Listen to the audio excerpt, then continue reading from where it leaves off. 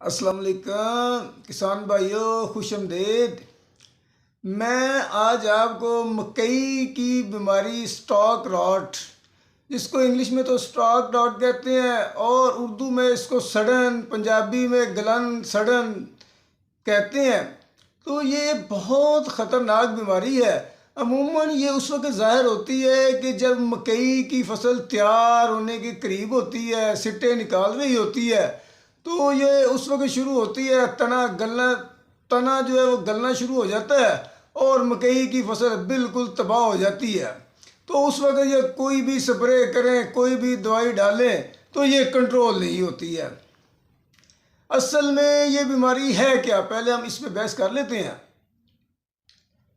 नाज़रीन, ये एक जरासीमी बीमारी है जो या तो बीज के अंदर मौजूद होती है, जब हम लगाते हैं तो उसकी वजह से ज़मीन के अंदर फैल जाती है और फिर ज़मीन के अंदर ये अपना मुस्तकिल ठिकाना बना लेती है, या फिर हवा के ज़रिए या किसी भी ज़रिए से ये ज़मीन तक पहुंच जाए तो ज़मीन के अंदर ये बीमारी ना अपना ठिकाना बना लेती है। और ये फफूंदी कश बीमारी है। साइंसी लिहाज से तो इसको दो हिस्सों में तकसीम करते हैं, एक बैक्टीरियल फफूंदी कश और दूसरी फफूंदी कश, ठीक है। लेकिन ये दोनों होती मिलती जुलती ही है। ये असल में ये होती फफूंदी कश ही हैं और फसल को गलाओ सड़ाओ इन्हीं की वजह से होता है। अब हम इस चीज़ में बहस करते हैं कि ये स्टार्ट कैसे होती है।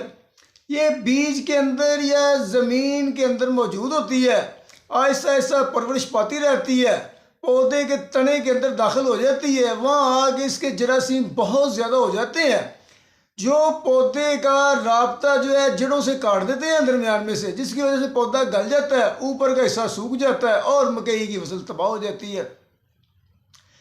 अब आ जाते हैं कि हमने इस बीमारी पर कंट्रोल कैसे हासिल करना है।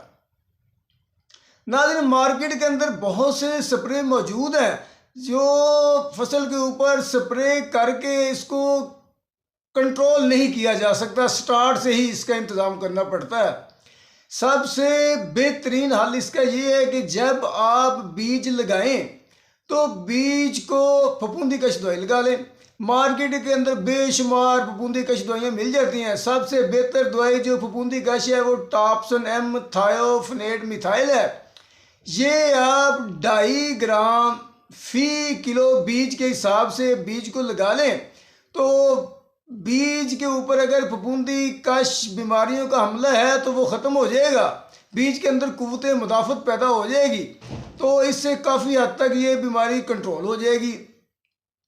अगर आप समझते हैं आपने पहली फसल लगाई थी उसको भी यही बीमारी थी, उससे पहले भी फसल लगाई थी उसको भी यही बीमारी थी, तो फिर आप समझ लें कि ये जो फफूंदी कश बीमारी है ये आपकी ज़मीन के अंदर घर कर चुकी है, तो ज़मीन के अंदर मौजूद है।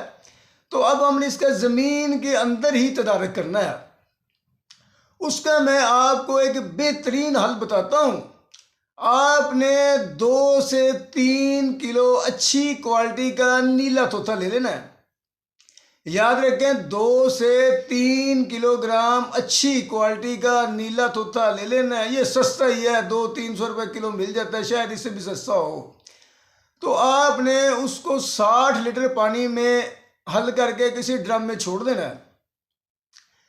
अब तकरीबन 10-15 घंटे बाद आपने देखना है, जब ये पानी में मुकम्मल हल हो चुका हो तो आपने जब ज़मीन को पानी लगाना है तो आपने उस पानी के ज़रिए नक्के के ज़रिए ना थोड़ा थोड़ा कार के ना फसल के अंदर फ्लड कर देना है। जब आप नीले तोते को फ्लड कर देंगे तो ज़मीन के अंदर जितनी भी जरासीमी या फफूंदी कश बीमारियां हैं वो इंशाअल्लाह ताला टोटल ख़त्म हो जाएंगी। ये फंगस पर कंट्रोल करने के लिए बहुत ही मुनफरिद दवाई है। आप समझ लें कि इससे आपके ज़मीन के अंदर कॉपर और सल्फ़र की जो कमी है वो भी पूरा हो जाएगी। इसके बाद अगर आपने ज़मीन के अंदर नीला तोता नहीं डाला है तो फिर आपने इस बीमारी का शुरू से ही तदारक करना है। पहले तो बीज को दवाई लगा के फफूंदी कश काश्त करना है। उसके बाद जब ज़मीन से पौधे बाहर निकल आए तो उसके ऊपर copper oxy chloride copper oxy chloride का स्प्रे करना है या फिर थायोफनेट मिथाइल का स्प्रे करना है।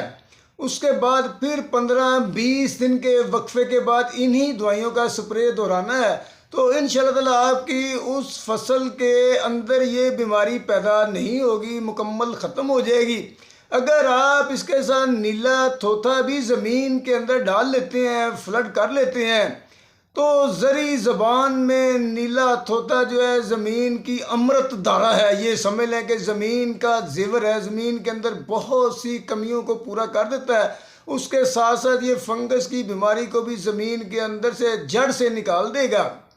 तो किसान भाइयों, ये आसान से हल हैं जो मैंने आपको दोनों तीनों बता दिए हैं। अगर आप ये कर लेंगे तो आप बहुत बड़े नुकसान से बच जाएंगे। अगर आपको ये मेरी वीडियो पसंद आई है तो इसको लाइक और शेयर कर दें और प्लीज़ हमारे चैनल को सब्सक्राइब ज़रूर कर दें।